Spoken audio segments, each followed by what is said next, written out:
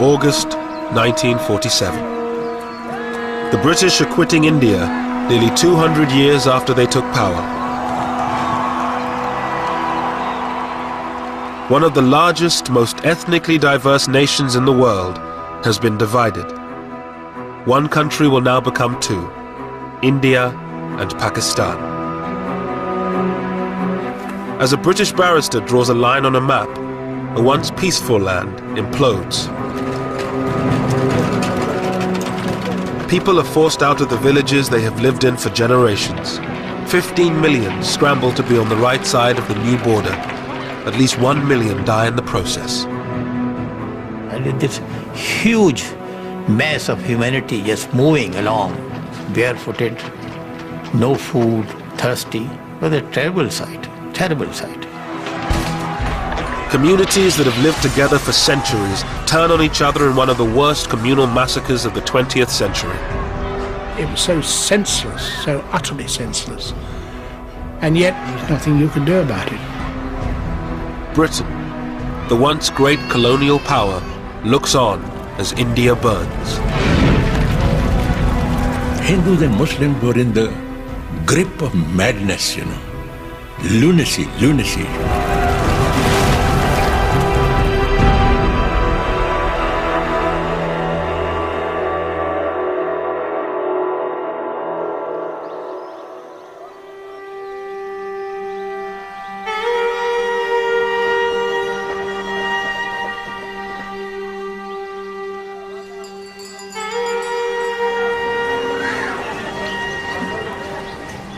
In 1946, British India was largely at peace. On the surface, there was communal harmony between Hindus, Muslims, and Sikhs.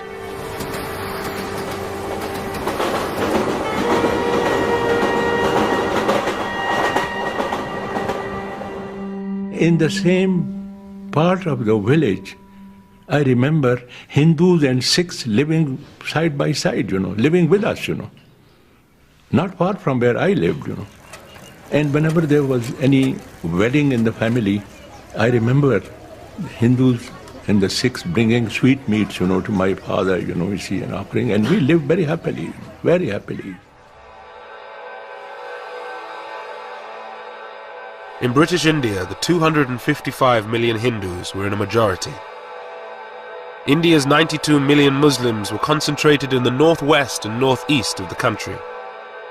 The 6 million Sikhs lived mostly in the Punjab, one of the richest and most diverse provinces in India. Lahore was its ancient capital.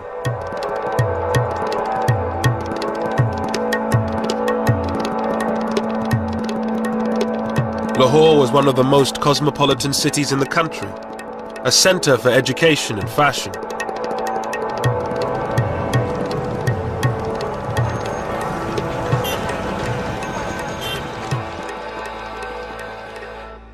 Roded Khan, a Muslim, had left his village to study law and history at Lahore's Foreman Christian College.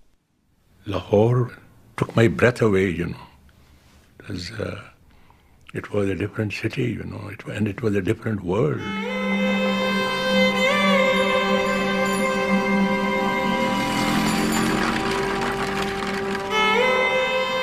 It was a very liberal, very tolerant, very progressive institution.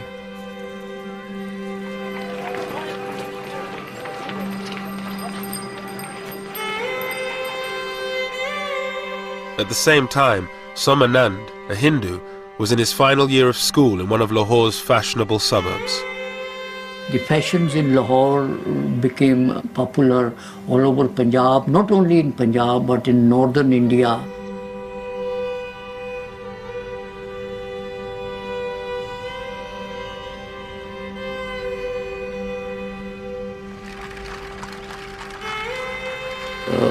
There was a famous saying in Punjabi that a person who has not seen Lahore has not been born yet.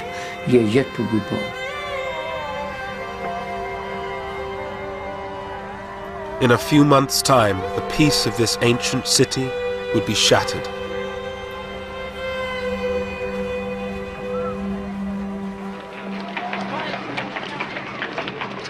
For nearly 200 years, Britain ruled over India's 380 million people. India was the centerpiece of Britain's empire, a source of money and power.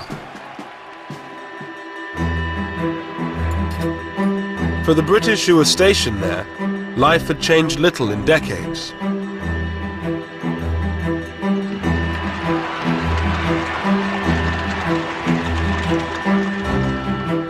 John Moores, an officer to a Gurkha regiment, had been in India for a year. We had a hunt, and they'd imported these hounds possibly in the 20s or somewhere like that, and they used to hunt jackal. The tribesmen would come in with a live jackal and release them eventually, and then the hunt would take it up and try chasing them. But then you had to have a whole brigade out defending the hunters. They would be deployed all round over so many miles.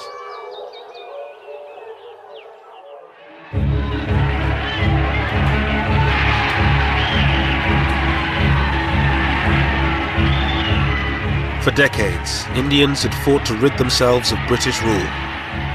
The independence movement had been kept in check by ruthless military force. But by 1946, everything had changed. World War II had left Britain bankrupt. Mr. Moores and the other British troops knew that they would be the last. We knew that having come through a very expensive world war, that the cost of maintaining an army in India following the Far East War, we realised that this couldn't be paid for. The taxpayer, England was in a bad state, particularly 46, 47, financially.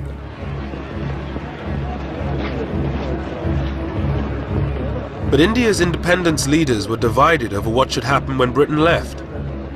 The Indian National Congress, under its leaders Pandit Nehru and Mahatma Gandhi, demanded a single state where all religions would live side by side. But many Muslims feared living under a Hindu majority. Even in the middle-class homes of Lahore, ancient prejudices ran deep. At one level, they had very cordial relations. Our Muslim neighbors were very good.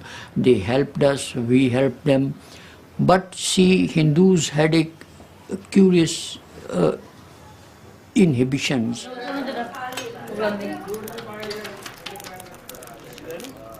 My mother's attitude, she didn't allow any Muslim to enter her kitchen.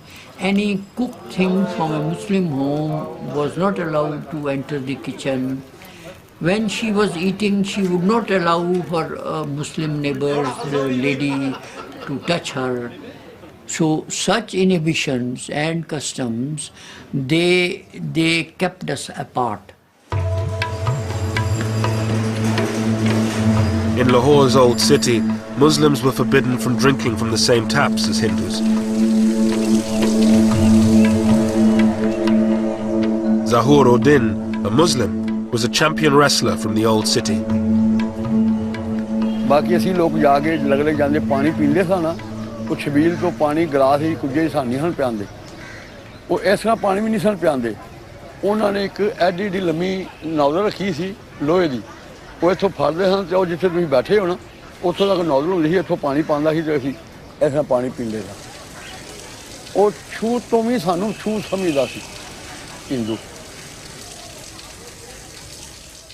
The Muslims were not getting enough jobs, education, they were not so educated. They envied Hindus who had the best of jobs, and they always wanted. That's why the slogan of a Muslim homeland became very popular among the Muslims.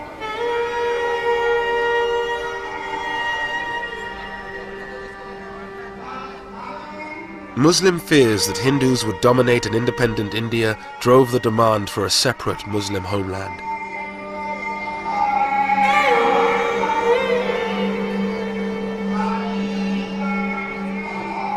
It was championed principally by one man, a 70-year-old British-educated barrister, Muhammad Ali Jinnah.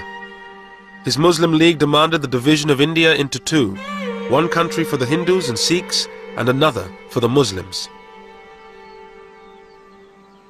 Once the British leave, and there will be a democratic form of government, you see, But in a democratic form of government, the Hindus will always be in a majority, and the Muslim will always be in a minority. We have no chance. Our minority will never be transformed into a majority, and the Hindu majority will always remain a permanent majority. Therefore, we have no chance.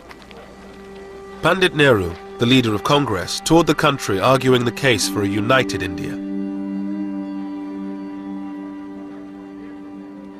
The whole idea that India should be divided was based on a fantastic notion that religion constitutes nationality. Nayantara Sehgal lived with her uncle, Pandit Nehru. While I was growing up, the entire national movement, which had cut across religion, region, caste, class, sex, it had been a truly unifying experience. So for a person like me, it was an absurd idea that India should be divided. It made no sense of any kind.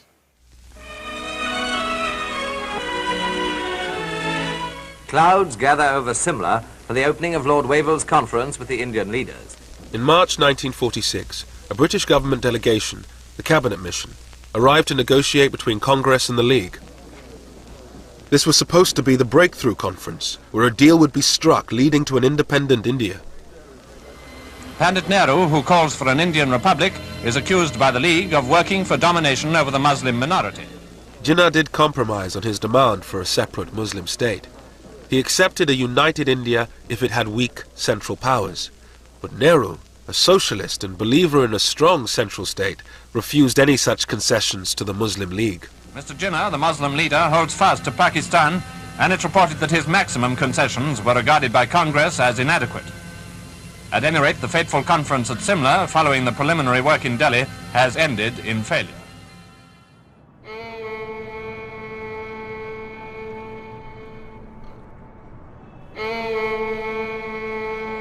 Calcutta, a stronghold of the Muslim League, August the 16th, 1946.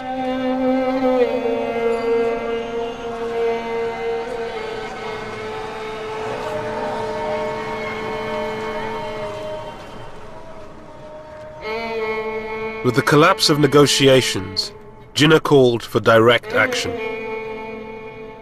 Thousands of Muslims gathered in the center of the city to demand a separate homeland, Pakistan.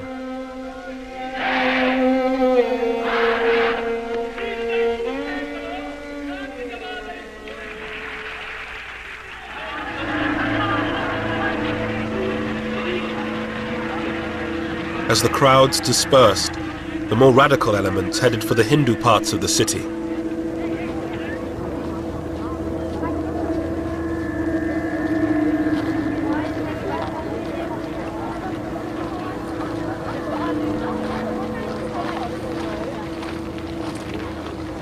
I was thinking of going out for a stroll, and then all of a sudden I found some Muslim hoodlums. They came out, shouted, "Nara-e Takbir, Allahu Akbar. Allah is the great master."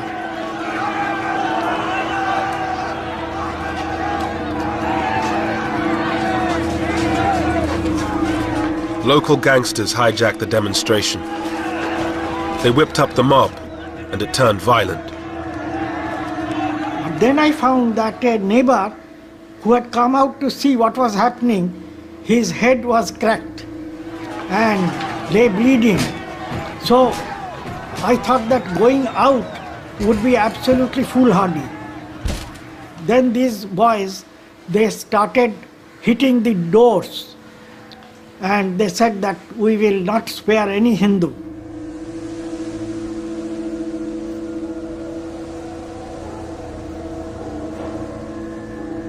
As the city erupted in communal violence, Muslim slaughter of Hindus turned to Hindu slaughter of Muslims. Shankar Ghosh, was covering the riots for a Calcutta newspaper. A jewellery shop was surrounded by a crowd armed with iron rods.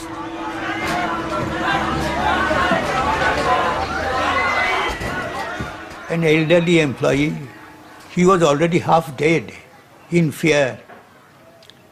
He came with his folded hands like this. But this furious mob, they had no time to hear what he wanted to say. So I think a boy of 14 or 15 just pulled his leg as he came out, and the man fell down, and someone hit him on the head with an iron rod. I think that one blow had finished him.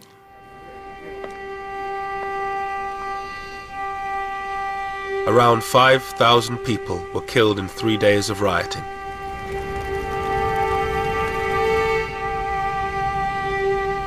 But the British, with one eye on leaving India and fearful of being overrun, ordered the troops to stay in their barracks until it was too late.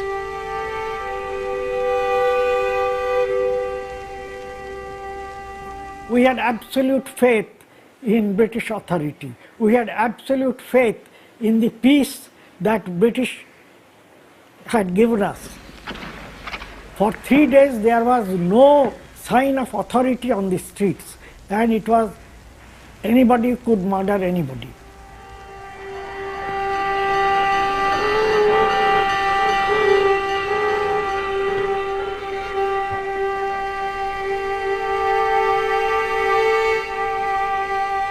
The Calcutta killings shattered the hope of the British that they could get out of India quietly and peacefully. With religious hatred and suspicion growing, the dream of a united India seemed to be falling apart. Pran Chopra was a young reporter for All India Radio at the time of the riots. Until then, there was still a possibility that there could be an undivided India. That impression evaporated in the heat of what came to be known as the Great Calcutta Killings. Once that impact spread through the rest of the country, the hope that India could remain undivided began to vanish. After Calcutta, the violence spread. In Bihar, Hindus largely massacred Muslims. In Noakhali, in Bengal, it was Hindus who were mostly under attack. With British power waning, India was in danger of falling apart in the chaos of communal violence. One man thought he could bring the country together and maintain the dream of a united India: Mahatma Gandhi. Ashoka Gupta was one of Gandhi's disciples. After the riots, Gandhiji's attitude was that we are same people, born in the same country, brought up in the same country. We have believed in the community living. Whether you follow this faith or that faith, it doesn't matter. It's the humanity which concerns.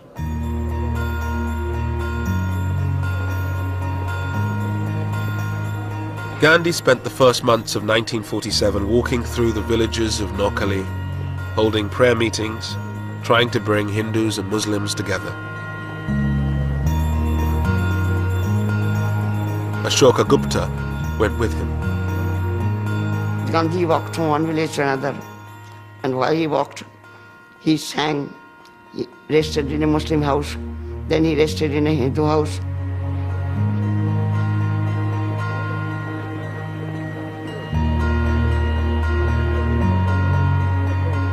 But the great pacifist and campaigner for independence was hardly the unifying figure he wanted to be. Gradually, the prayer meetings, the non-Hindus were absent. Shankar Ghosh reported the story for his Calcutta newspaper. The Muslims were not keen to come to him, were not keen to listen to him. And before Gandhiji went on his morning trip from one village to another, they used to define the path, spread thorns, bones, etc. on this road. An advance party had to be sent because he was in Noakhali, he was not wearing any shoes. He was walking barefoot. Gandhi had always opposed constitutional concessions to Muslims. For many of them, he represented Hindu supremacy. Mr. Gandhi did not appeal to the Muslims, He failed to win the hearts and minds of the Muslims of India, The way he used to talk about politics and his language, it was foreign. It did not appeal to Muslims at all, But he used to be practically, naked. He used to have one arm on the shoulder of one girl, and he should have another arm on the shoulder of another. And the Hindus thought he was a saint, Gandhi's dream of a united India seemed to be collapsing.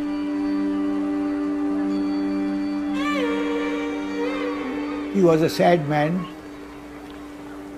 I think nobody was listening to him. He was considered to be an incorrigible idealist who has no connection with reality.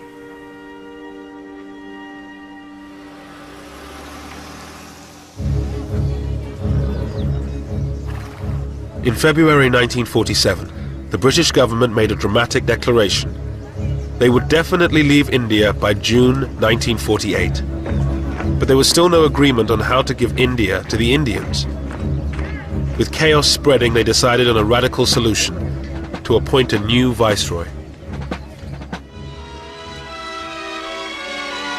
The scene is Northolt Airfield, the occasion the departure of Lord Mountbatten of Burma, who was leaving for India with his wife. Before the new viceroy, there lay the task of holding office for the brief but obviously difficult period of just over a year until the date when Indians are to take full control of India. Everyone in Britain, I'm certain, wishes the viceroy all possible success in India.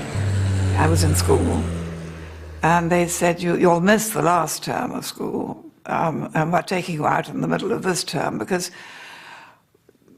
Dad has been appointed Viceroy of India, and so we're going out for probably a couple of years. And, thought we'd take you as well, because you can be useful.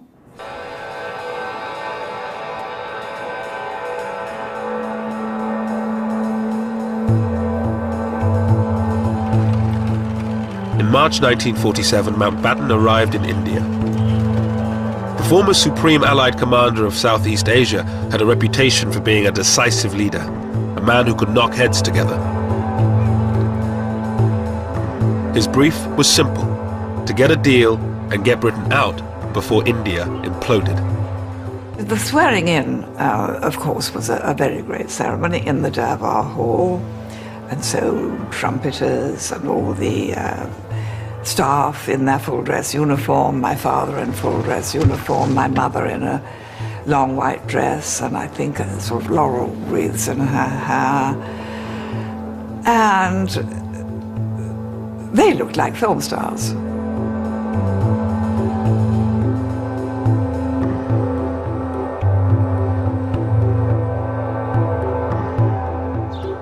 The Viceroy, his wife Edwina the Vicereine, and their daughter Pamela moved into Viceroy's house in New Delhi with its staff of 5,000. In Viceroy's house, there were indoor gardeners. Now, the indoor gardeners just arranged the flowers in the vases and changed the water. And there were 25 of them as indoor gardeners. There was one man who spent his entire time with a seal that bore the British crown, stamping the butter pads. And there was another unfortunate man known as the chicken plucker, who did nothing else. So the scale was so amazing.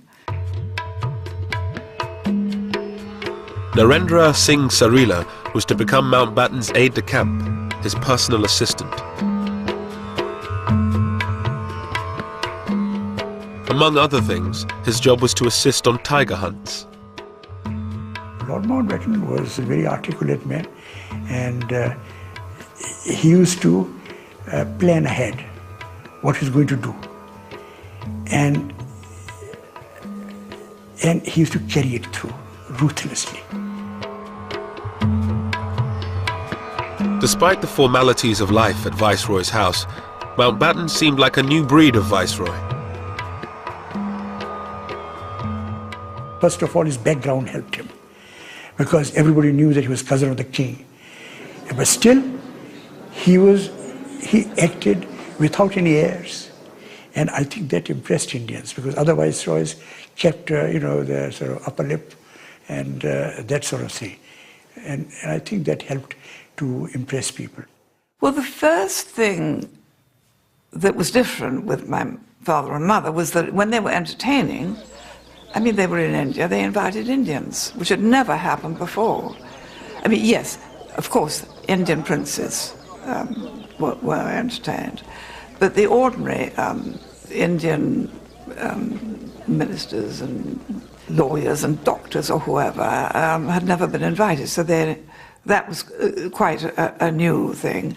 On the personal level, Dickie was a very charming, very handsome, very lovable person who met one very informally, and when one was very young and rather nervous in front of important people, he could put one at one's ease. He was awfully sweet.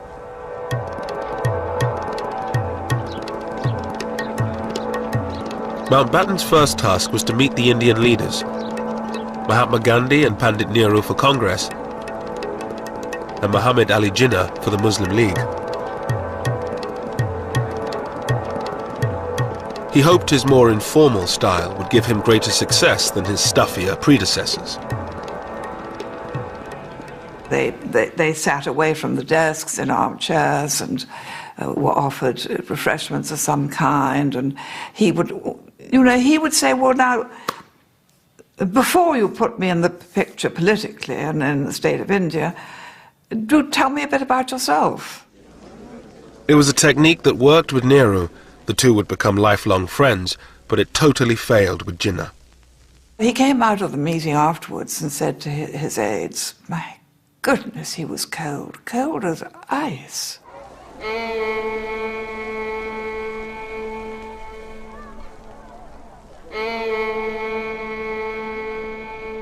There were now constant negotiations.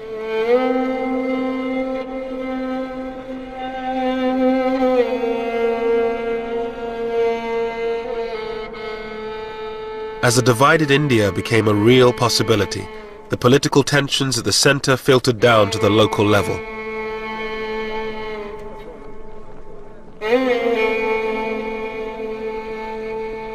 The Punjab was worst affected. The province was one of the wealthiest in India. Hindus, Muslims and Sikhs all claimed it as their own.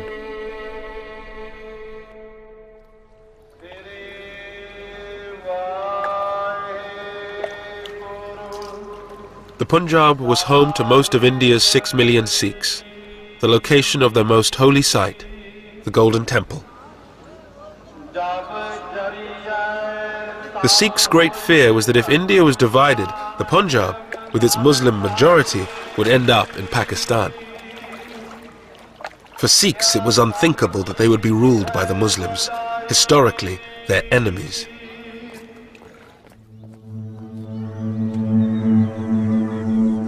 In many villages of the Punjab, communal harmony began to break down.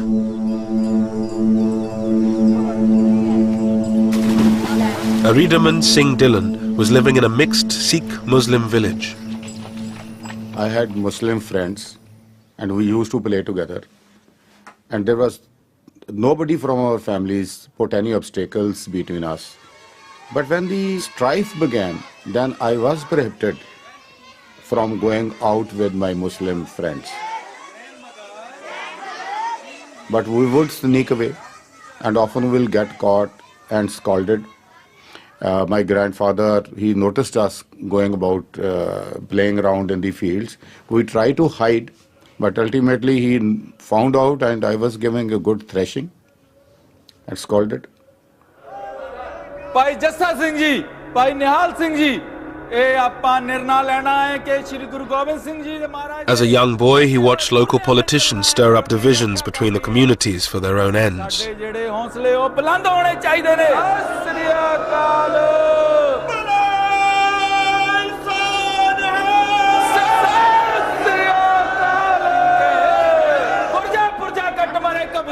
They have to whip up the sentiments of the people, and the easiest way to whip up the sentiments of the people are to tell them that their religion is in danger, that is, their community is in danger.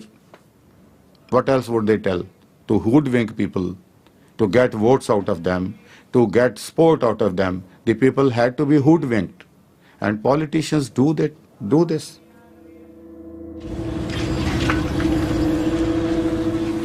Tension also increased in the Punjab's capital, Lahore.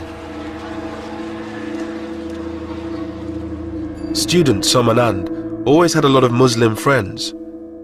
They now refused to talk to him. A class fellow of mine raised the Congress flag on the school building. The Muslims were very furious. Why? They also raised their Muslim League flag on the school building. So the tension increased. The distrust was already there under the surface. It was there for centuries, but now it came above the surface. John Moores and his band of Gurkhas were now sent to Lahore to help the local police keep the peace. We arrived in Lahore around about the 23rd of April. We already knew that there were rumblings going on for intelligence that had been passed to us, and we were briefed on that. And our first job was to get to know the city and how to get around it.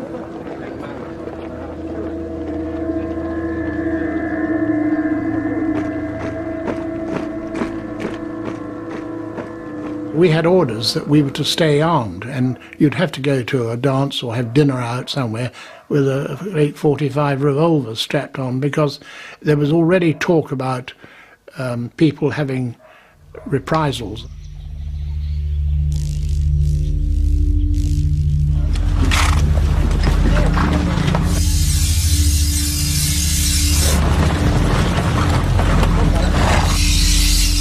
In the villages of the Punjab, there were few British patrols. The Sikhs began forming jathas, armed bands. Many Sikhs had served in the British Army during the war and still had their weapons.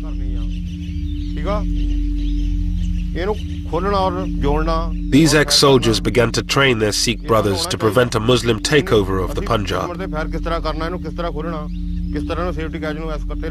Jatadar Shingara Singh had recently been released from prison where he served time for assault. He lived in a Sikh majority part of the Punjab.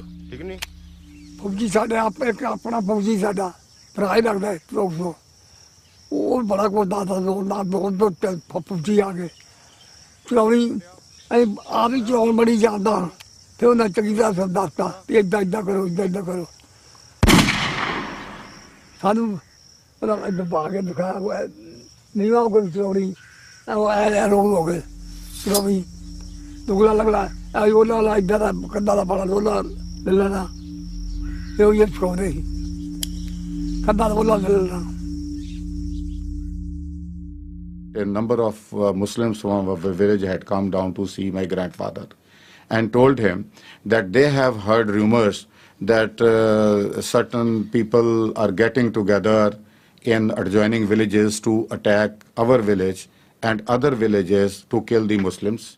Aridaman Singh Dillon came from a long line of Sikh warriors. His ancestors had been imprisoned by the British. His grandfather, the village head, refused to join in the wave of communal violence. A committee of Sikh, Hindu and Muslim people were created, and they were given small arms like lances and axes.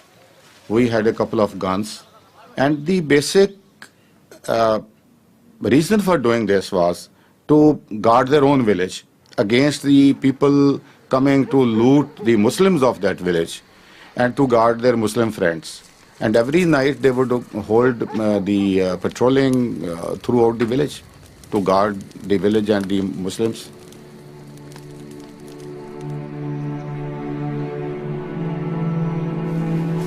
Seeing the Sikh preparations for war, Muslim villagers decided to launch a first strike.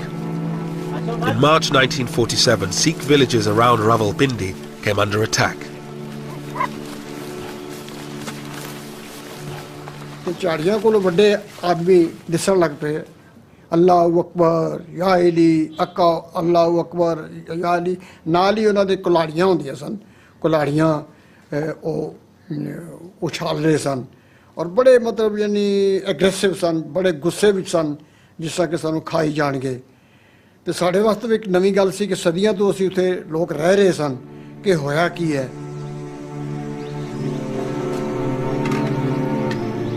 The Sikhs were heavily outnumbered by Muslims. Their biggest fear was that their women would be taken away, converted and raped.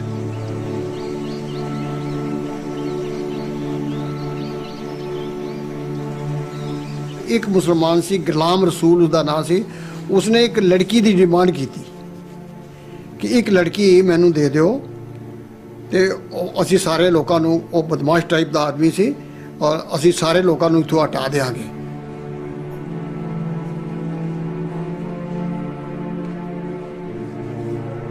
The women of the village went into hiding. Bir Bahadur Singh's father decided to act to save the honor of his village. His teenage son looked on. 10 ਸਾਲ ਤੋਂ ਲੈ ਕੇ 40 ਸਾਲ ਦੀ ਤੱਕ ਜਿਹੜੀਆਂ ਸੁਨੱਖੀਆਂ ਸਨ ਸਾਡੇ ਇਲਾਕੇ 'ਚ ਬੜੀਆਂ ਔਰਤਾਂ ਸੁਨੱਖੀਆਂ ਹੁੰਦੀਆਂ ਸਨ ਪਹਾੜ ਦਾ ਨੀਮ ਪਹਾੜ ਦਾ ਇਲਾਕਾ ਸੀ ਤੇ ਉਹ ਸਭ ਤੋਂ ਪਹਿਲਾਂ ਆਪਣੇ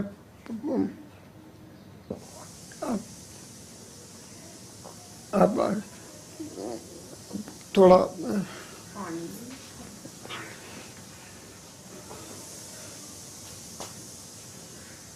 आवाज मारी सब तो पहला अपनी बेटी नू मान बेटा आ जा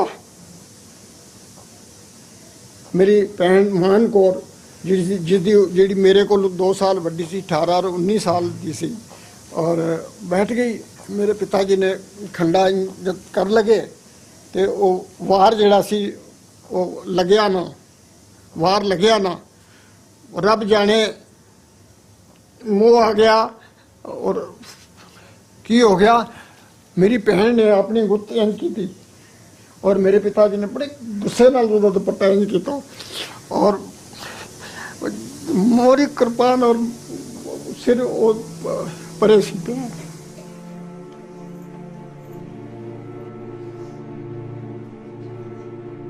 और दो चाचा भतीजा ने मेरे एक होर ताया जी भी उपर सन जिन्हों का काफ़ी बड़ा शरीर सी उन्होंने सारे ने कट्टना शुरू किया खट खट खट की आवाज़ आम सी मैं यकीन जान के जाना 60 साल मैंने अज की याद है किसी ने हाई नहीं की बस वाहगुरू की आवाज़ आती रही है किसी ने हाई नहीं की कोई नस्सी नहीं किसी ने रोला नहीं पाया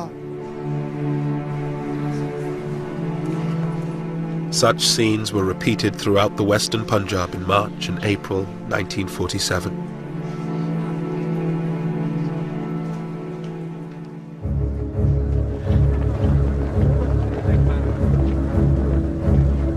With the threat of all-out conflict, a deal became a matter of urgency. The Congress leader, Pandit Nehru, now had power within his grasp. But to get the British out quickly, he had to compromise. He abandoned his dream of a united India and accepted partition. A statement will be read to you tonight, giving the final decision of His Majesty's government as to the method by which power will be transferred from British to Indian hands. On the night of June 3rd, 1947, Mountbatten, Jinnah and Nehru broadcast the news that they had finally struck a deal.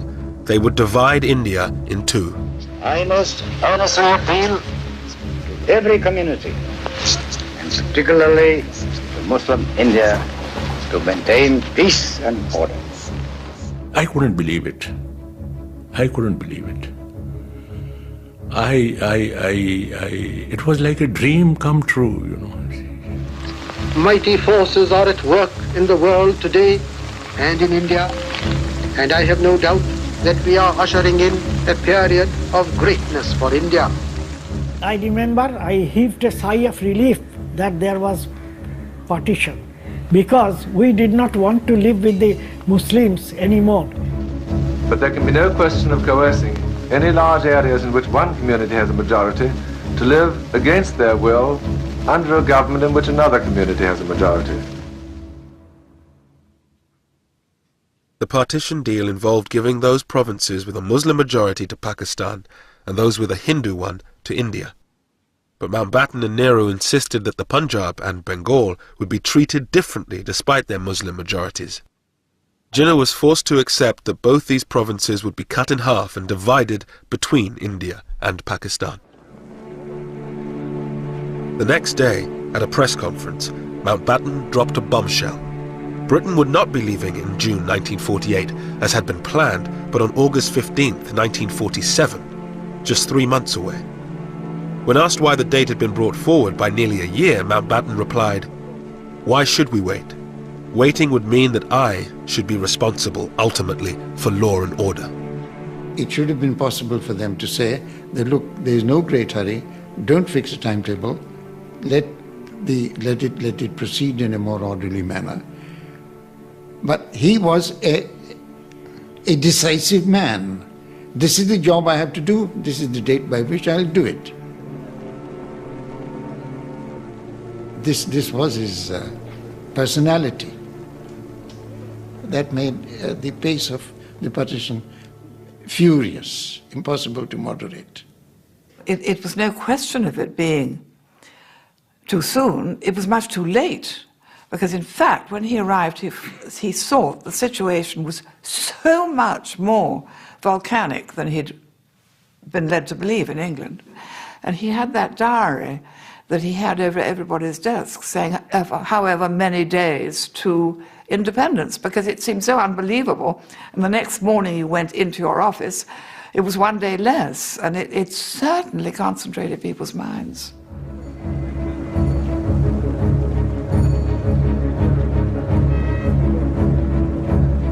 But with 3 months to go, no decision had been made on one crucial matter: where the border between Pakistan and India would lie.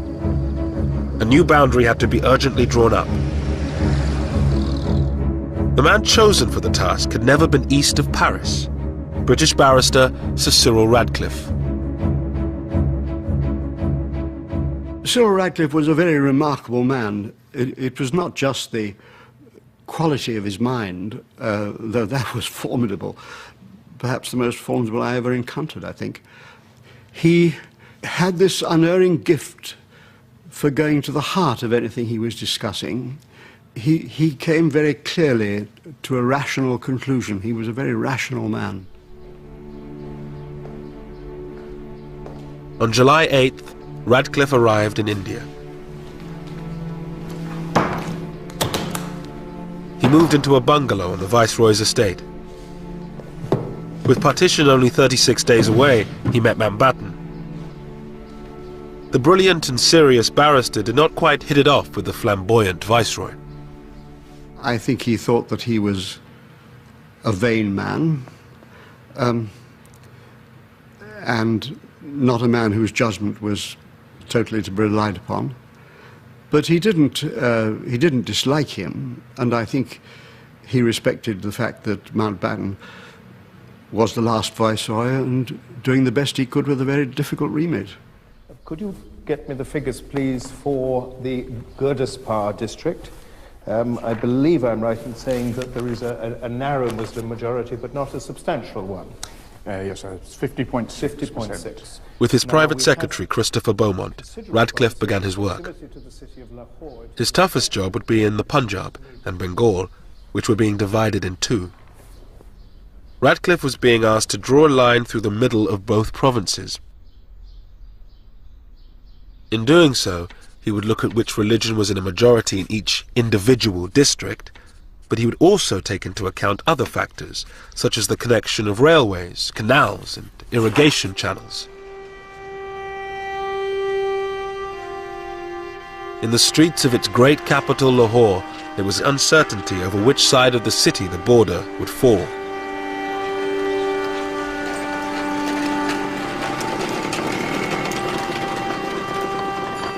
Satish Gujral was an art student in Lahore from a politically influential Hindu family. Most of my Muslim friends also agreed that logically speaking, there was more chance that Lahore will go to Indian side. Because seeing everything belongs to Hindus,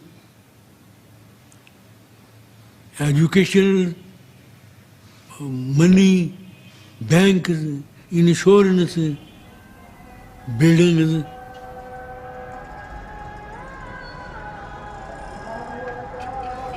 या मौला जी दोवां कन्ना ही फिर लाहौर सन पाकिस्तान च लिया असीं इत्थे ही रहीए असीं घरों बाहर ना निकलीए सारियां कबरां भी इत्थे निकल गईयां असीं ते मरांगे इत्थे घरों बाहर ही निकले ना किते गए ने ना किते आए ने. On the quayside at Bombay, Viscount Mountbatten bids bon voyage to 1,500 British soldiers. With tension increasing, the British government decided this was the moment to bring most of the remaining troops home. 50,000 more.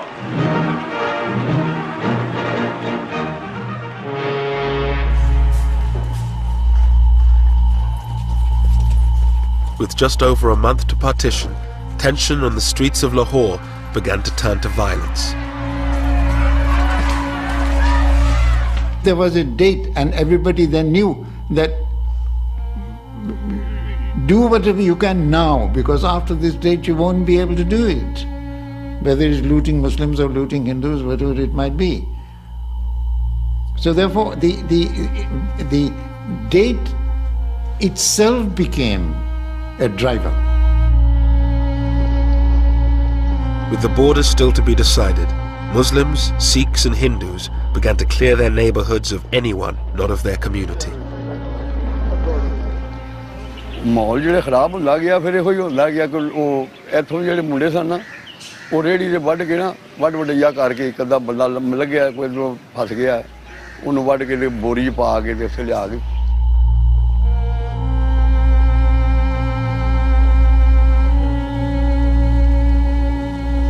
खूह सी उत्थे लिया के ते उन्होंने साड़दे सन ये मुंडे मुसलमान जेह्ड़े ऐसे एरिए जिथे जिथे मुसलमान हैगे सन उदों हालात इस तरह इहो जिहा रोई कटकट होया मार दिता साड़ दिता ਇਹ ਪੁਲਿਸ ਹੋ ਜਾਂਦੀ.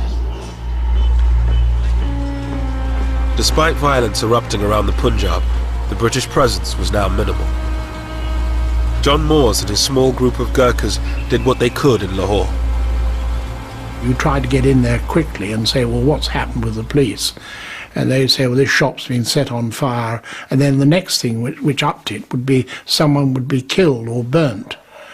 And so then you get a reprisal from the other side, then picking on somebody else. And gradually, this is how it escalated. It was like a bushfire. And it was difficult to control. As Lahore tore itself apart, Mountbatten had other problems to solve. Partition was just a few weeks away, but the future of large parts of India had yet to be decided, that of the princely states.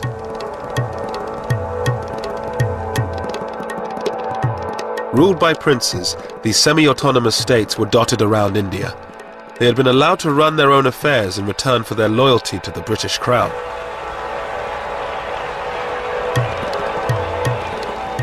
The princes assumed the British would allow them to decide their own fate after they left. But Mountbatten had done a secret deal with Nehru. He would hand most of them over to India. Narendra Singh Sarila, then a young prince, attended the meeting where Mountbatten announced their future. In July 47, my father said that the last Chamber of Princes meeting is going to take place in Delhi, in which Mountbatten will address the princes. It is an important meeting. You go, you deputize for me. You know, he was trying to build me up. On July 25th, the princes gathered to hear what Mountbatten was offering them.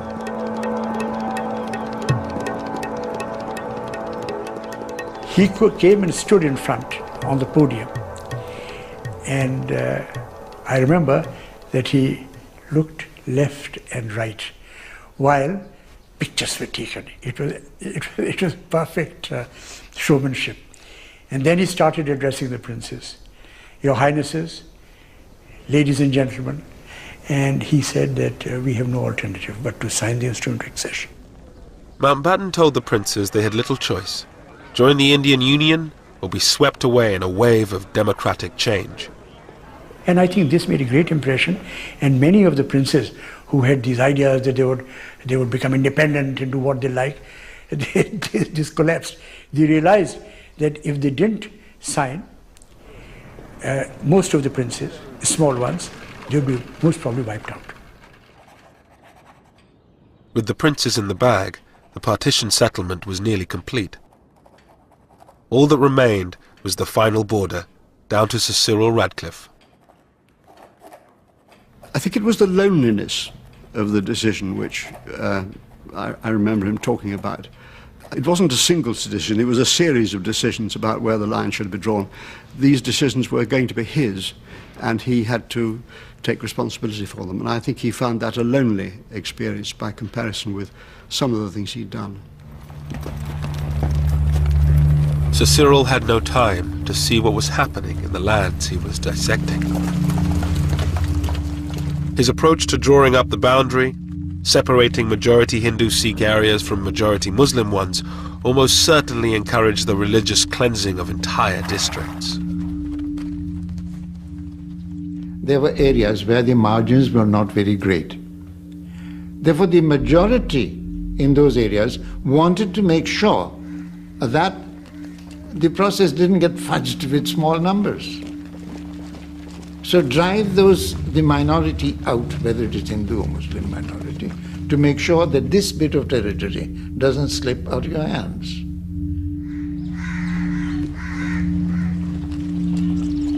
Mayhem now ensued in the villages of the Punjab. A few individuals took a stand. Dylan's grandfather was threatened for trying to protect his Muslim neighbors. Some people had often sent messages to my grandfather that people who were going about looting and killing Muslims, they wanted to eliminate our family because we were putting an obstacle in their way. But my grandfather would not be deterred. He would not be afraid. He was that way.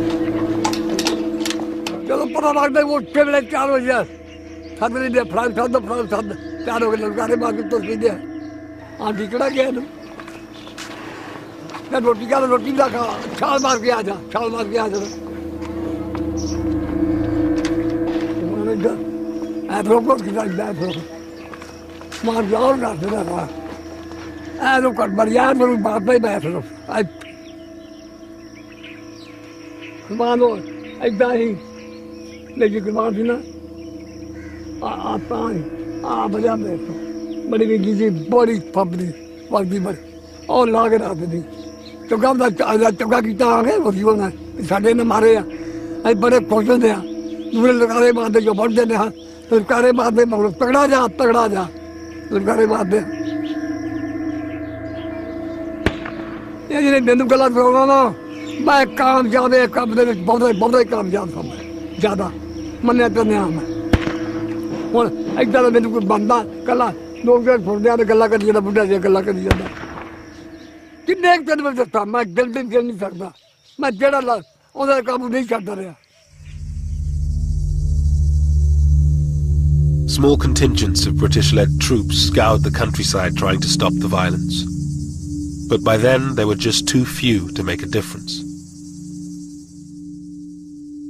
One had messages coming in all the time by hand, written messages.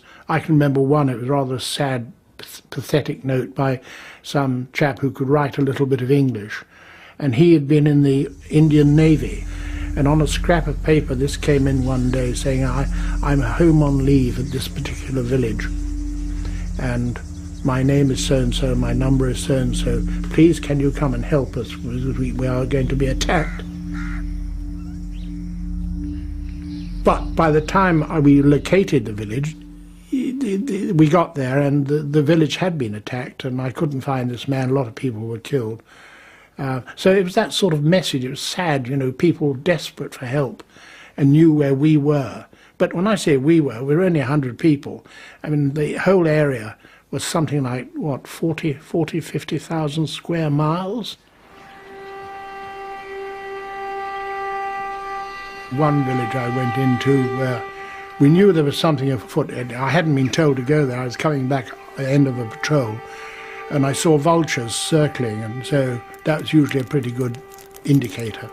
And got into the village and sure enough it had been completely decimated. The well was full of bodies. One woman had been pregnant and she'd been carved open completely and breasts had been cut off, and awful atrocities.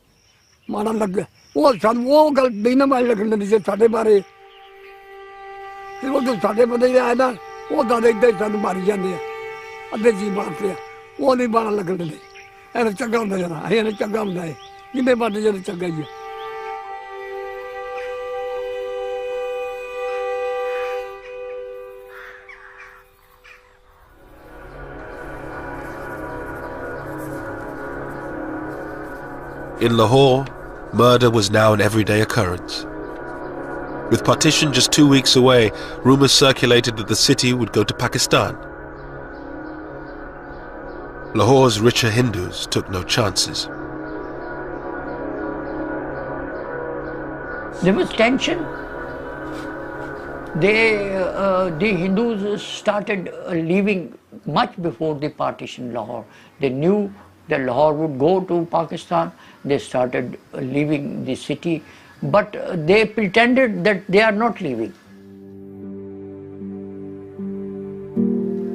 They kept their drawing rooms as it was there. All the sofas and all the furniture was there. In the hearts there was a hope lingered that Lahore would be on this side.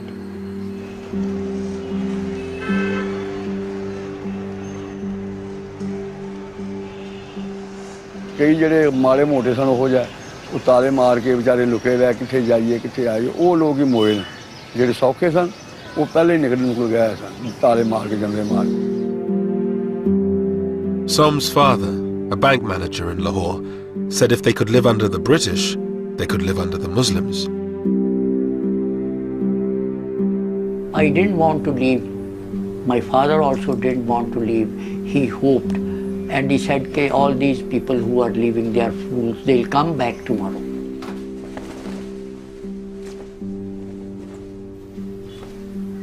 But that was not true. When our neighbors started leaving one by one, he still hoped. Our closest neighbors who we had very close relationship, the Bhatiyas, when they left, my father wept that day. As thousands fled, Muslim gangs set fire to the Sikh and Hindu areas of the old city. The old Lahore, beautiful and historic, was in flames. At night when I used to sleep on the terrace, I could see the Hindu Shahalmi area burning 5 miles away.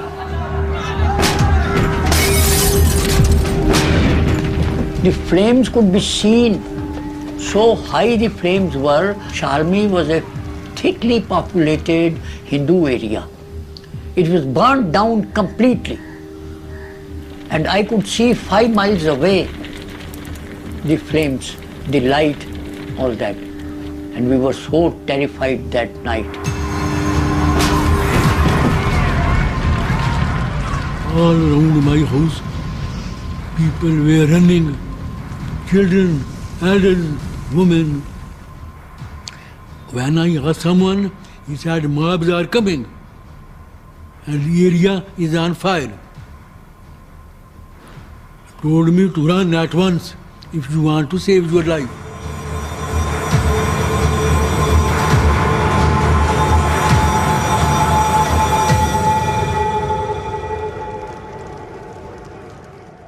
The whole horizon full of fire, smokes, and all red. It was such a sad, sad, sad moment for my life. Seeing Lahore, which is such a beautiful city, it was all burning.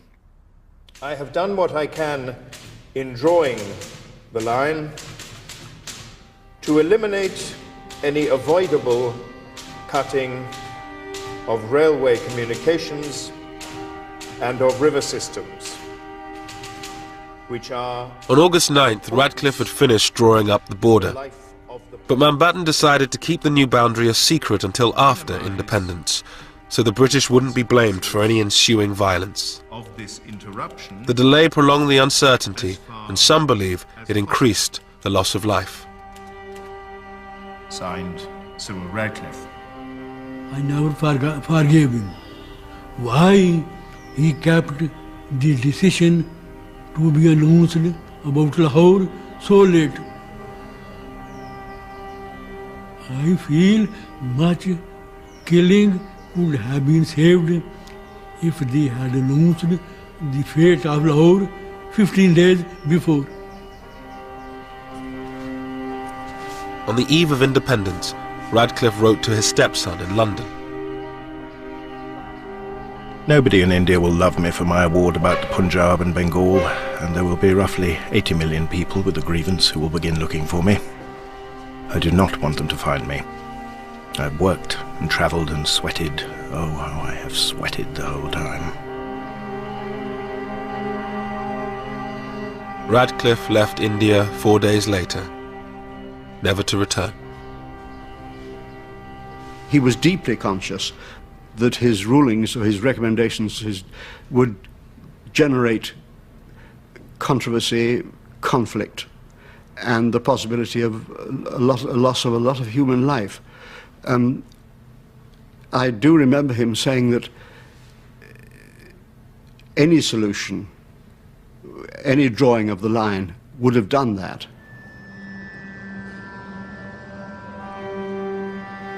On August 14th, 1947, a new country was born on the subcontinent. Jinnah's dream of a Muslim homeland became a reality in Pakistan.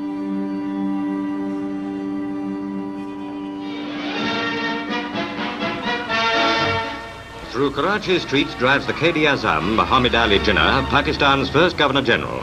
It's Karachi's first day of independence, and the crowds are out to greet him and Earl Mountbatten. Mountbatten was in Karachi to declare independence for the newly created state. Bizarrely, no one except he and Radcliffe knew where its borders were, but this didn't stop the celebrations.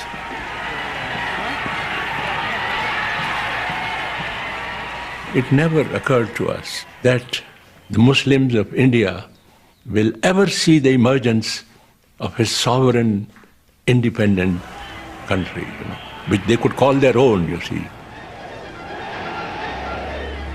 A country they could live for, a country they could die for, you see. It never occurred to us,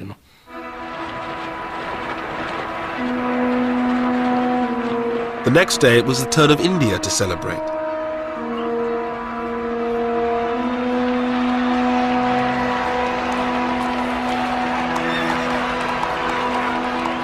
Hundreds of thousands thronged the streets as Nehru, Mountbatten, his wife Edwina and their daughter Pamela made their way to the Constituent Assembly.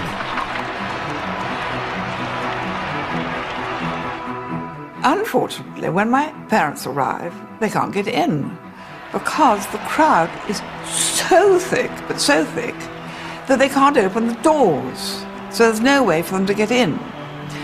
So somebody has to crawl in some window and go to the Prime Minister and say, it's like the Viceroy, I can't get in because the crowd is so vast. Will you come and sort it out? So Nehru had to sort of scuttle around the back and start hitting people and shouting at people and clearing away, which he was always brilliant at and loved doing. And eventually my parents were allowed to make their state entrance considerably less dignified than had been expected.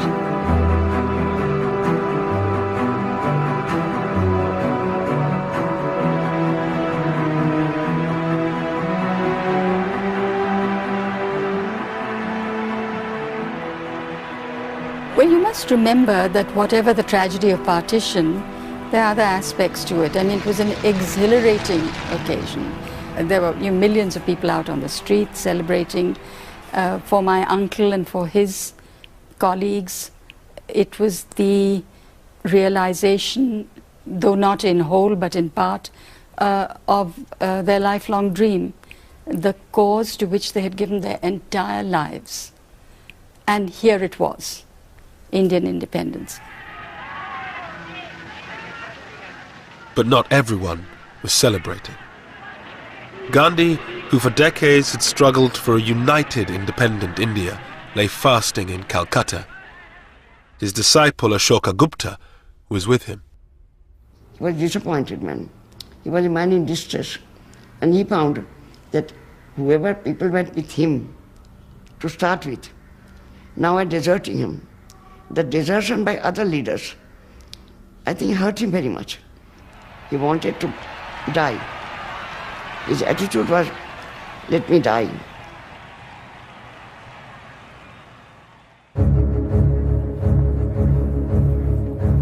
With the celebrations over, Mountbatten finally announced the new border.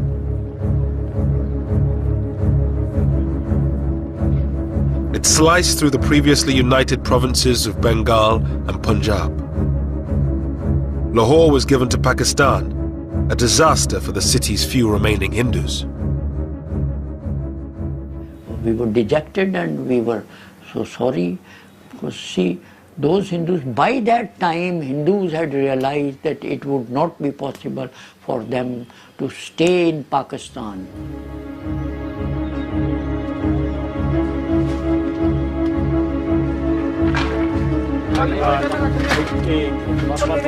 Millions of people were now on the move. Muslims who found themselves on the Indian side of the border, and Hindus and Sikhs who were on the Pakistani side.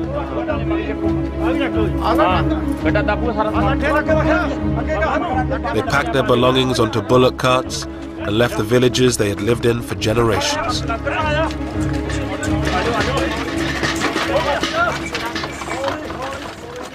डरते हैं जी हाँ डरते हैं बहुत तो डरते हैं ये भी अजीब आजन कोई चीज नहीं चुकन दी वाला भाई आके कुछ नहीं जाना तुम अपनी जाना ले जाओ गड्डियां ते बहन दी करो गड्डियां ते दो दो बोरियां आटा सुट लिया जिन्ना घर हैगा सके ते एक गड्ढा सी 6 घरां दा कोई पता नहीं सी ਇਹਨਾਂ ਨਹੀਂ ਪਤਾ ਵੀ ਆਇਆ ਵੀ ਆਪਣੇ ਪਿੰਡ ਹੀ ਜਾਵਾਂਗੇ ਇੱਥੇ ਬਲਗਣੀ ਆਉਣਾ ਸੀ ਪਿੱਛੇ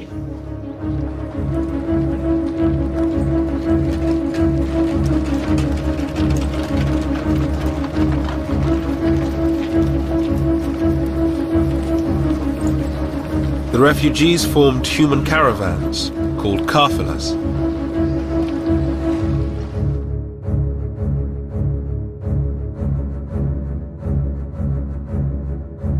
The lucky ones had military escorts to protect them from armed bands waiting on the roads. The first major refugee movement, the biggest concentration, was about a 50 miles long column of over 200,000 people was moved, and I was escorting it from Jalandhar onwards up to the Pakistan border.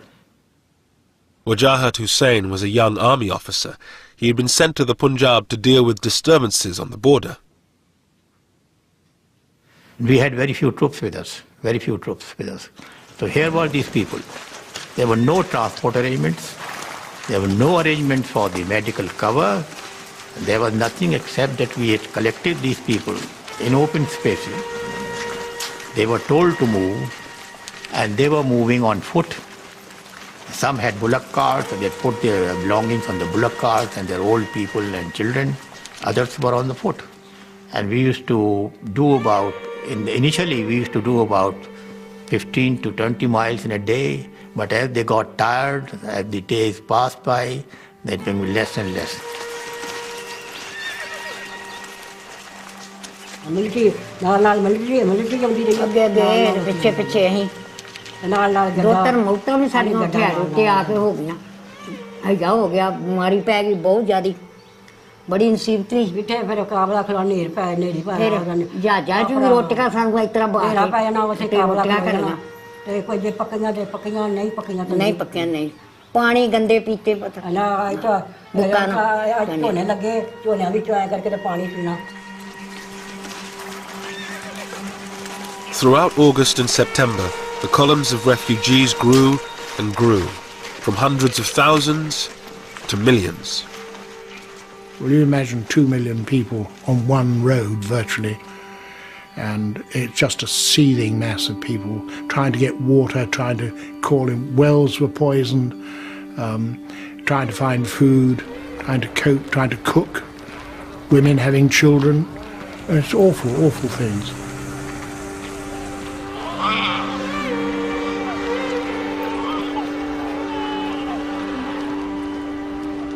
And of course they often try to stop us and to ask for help, and sometimes, if depending what we were doing, we'd stop and say, what's the matter, what do you want? And then they'd say, we know we've no food, and we say, well, I'm sorry, I can't do anything for you, because that wasn't our job.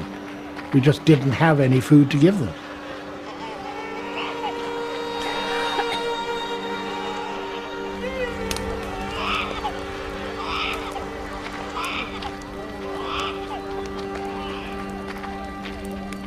First they used to start throwing their baggage which they were carrying, everybody, whatever little they had to carry. And after 3-4 days, they used to gradually drop. And then they were left with just the clothes shattered, tattered. And lastly, the mothers leaving their small babies. That was our biggest problem. And there were these crawling babies, and on the side of the road with these thousands and thousands of people just moving. It was a terrible sight, terrible sight.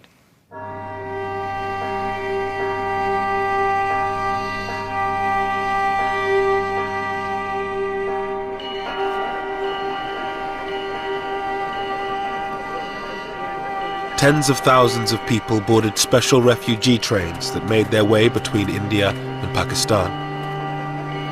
They were easy prey for the armed gangs that roamed the countryside. It was John Moore's job to escort a trainload of Muslim refugees to Pakistan.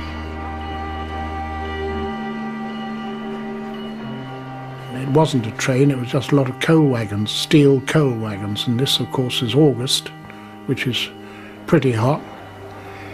And we loaded up these wretched refugees.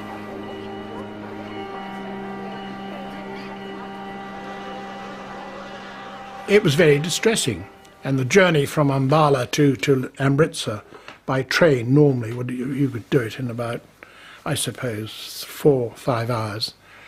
And in this case it took 4 days.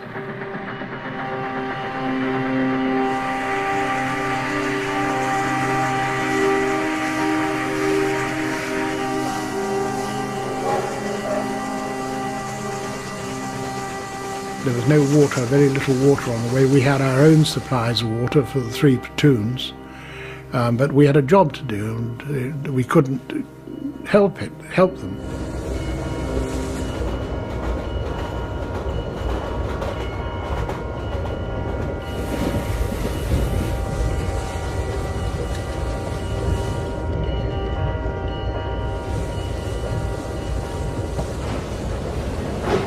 3 days into their journey, they reached the Sikh stronghold of Amritsar. Just 14 miles from the border, they were forced to stop to pick up water.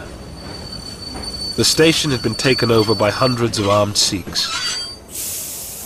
Amritsar station was crawling with, it was packed, it was like sardines, right across not just the platforms but across the tracks.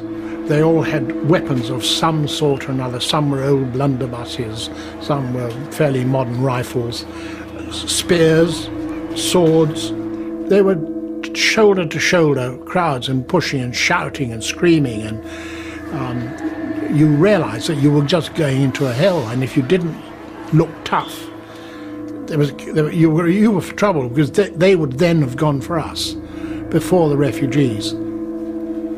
And I said the thing to do is to get the grenades out, let them see. A lot of them are ex-soldiers, these people here, the weapons they were carrying.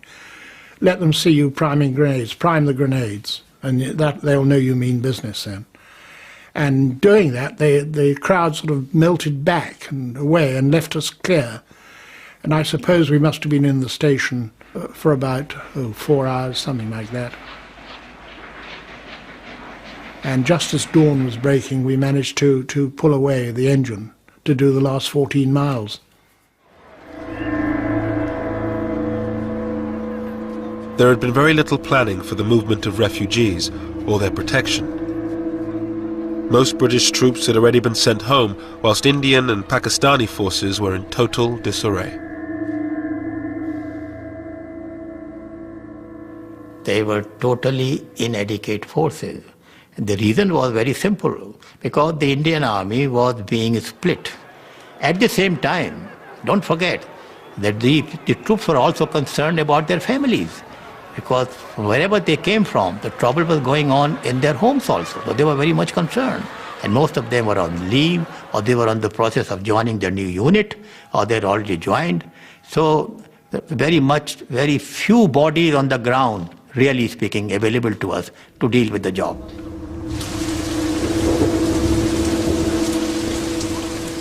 Most trains had no military escorts with inevitable consequences. John Moores was called to Ambala station to meet a train that had been attacked. This was a trainload of, I don't know, 500, 600, 700 people, most of whom had been killed, slaughtered, mainly elderly people, young children, young women, and they had been attacked and slaughtered, shot. I can remember seeing a young woman with she was still alive, her head open, cut open, and you could see her brains, and knew there was nothing that we could do. We hadn't got any surgical facilities or anything like that, but it was a horrendous thing, and I still think about it very much. Art student Satish Gujral helped organize the transportation of refugees. In Amritsar, he saw the hatred partition had brought. The Muslim girls' school nearby had been raided, and all these girls had been brought out, stripped, then taken in procession to this location, where they were being systematically raped. I have recalled in my life story that when watching it, I looked at the face of those others who were attending it in search of compassion. I found none.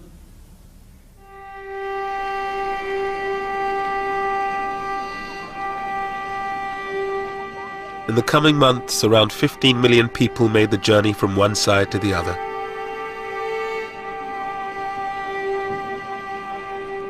At least 1 million were dead. Thousands more lay abandoned in makeshift refugee camps, stuck on the wrong side of the border.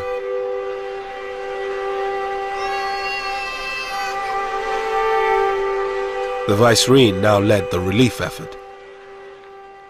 My mother was forever visiting the Punjab. She visited in 5 months. She did 70 major tours of the Punjab into the camps and trying to organize the camps, organize the hospitals, get guards on the hospitals, get food. And they soon learned that tell Lady Mountbatten something or answer one of her questions and something will happen.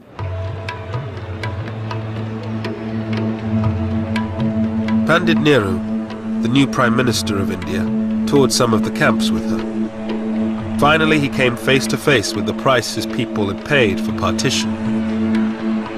Satish Gujral was in a refugee camp in Lahore when he arrived.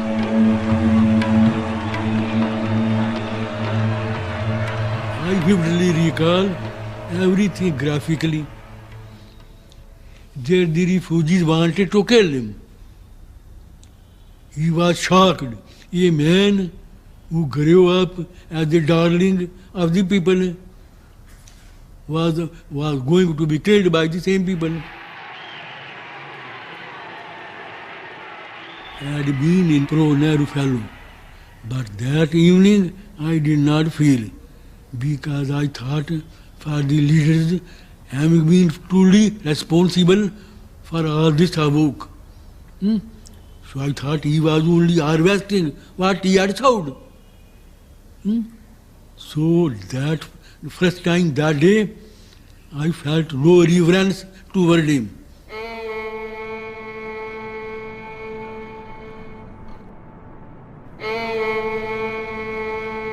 In Lahore, there were now few Hindus left. Somanand and his father were among the last. In the weeks following partition, they came under attack from Muslim gangs seeking a religiously pure Lahore. And it was free for all in the city. There was no one to check them. So they had come for that purpose, and somebody had given them our address and all that, and they came to kill us. But fortunately, we had a very narrow escape. And I was with a neighbor, with a Muslim neighbor, and they looted, they ransacked the house, took away all the clothes which they could use, all our shoes. And when our Muslim neighbor raised a hue and cry, they said, "We'll shoot you if you support the Kafirs." It was too much even for Som and his father, who throughout the violence had held out the hope that they could stay on in the city of their birth.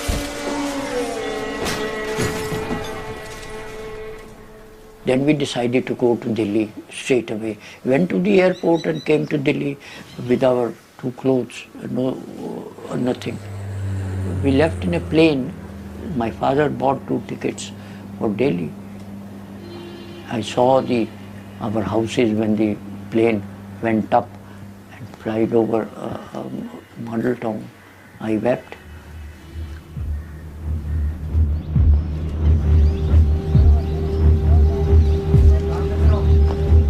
In Dillon's village, where the Muslims had been protected by his grandfather, the Indian army arrived one day and ordered the Muslims out. It was a sort of very heavy moment. There were tearful departures and farewells. The Muslims left most of their assets and properties with their neighbors, thinking that they would be able to come again to pick those things up.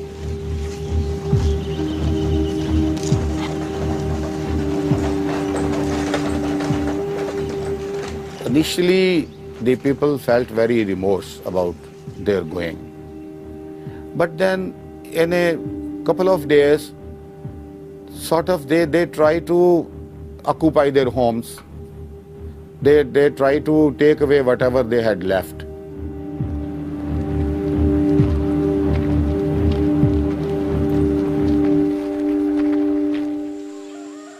In only a few months, India had been divided along religious lines. The Indian part of the Punjab was cleared of nearly all its Muslims, while Pakistan was emptied of most of its Sikhs and Hindus.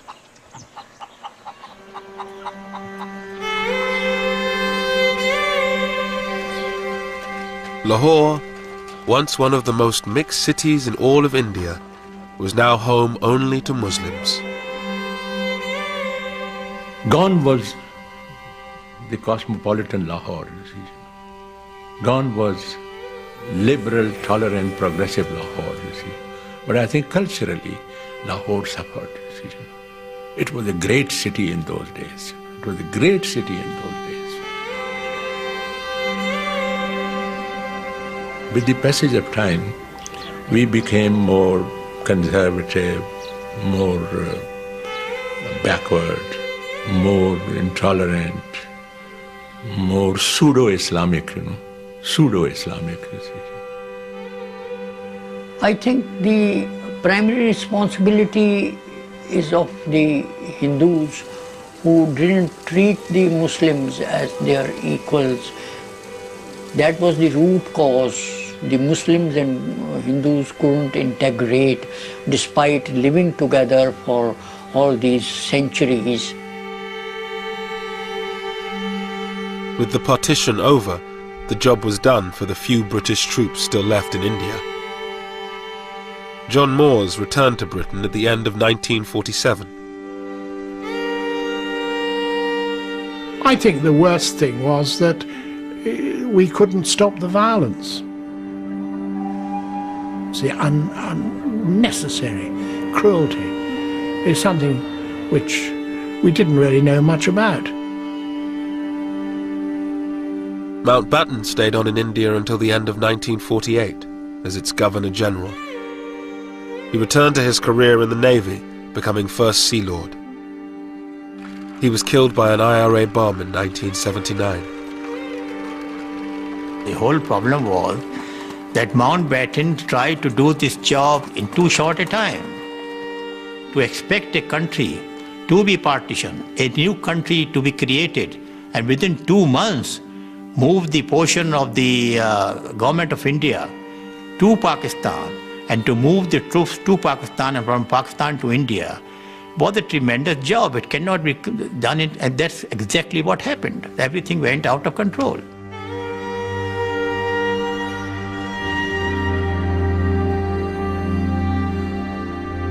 Satish Gujral, the art student from Lahore, became one of India's greatest painters.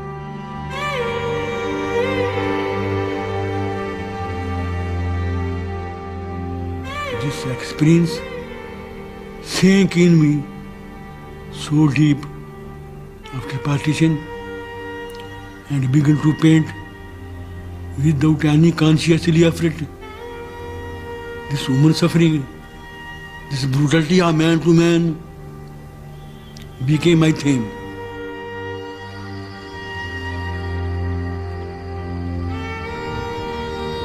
The border created in 1947 would become the focus for 3 wars and 60 years of animosity between the government of India and Pakistan. But for the people of the two countries, it was the tragedy of separation that lingered on.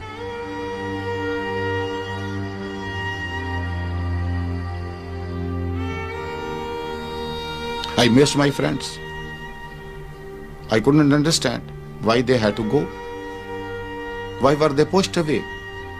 The only thing was that they were being pushed away. I knew they were not going happily, so I couldn't understand why. And I still think, why? What did anybody get out of it?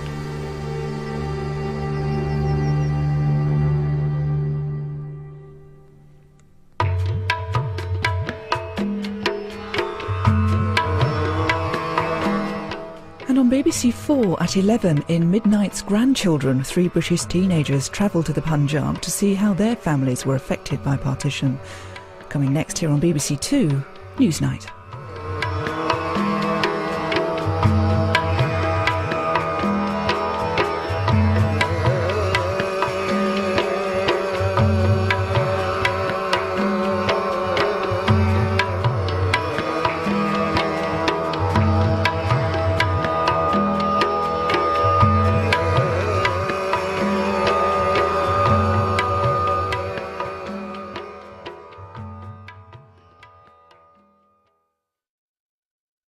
What's it really like to be British and Asian today? How has the independence of 60 years ago affected your life? Have your say. Asian Nation continues today on the BBC Asian Network.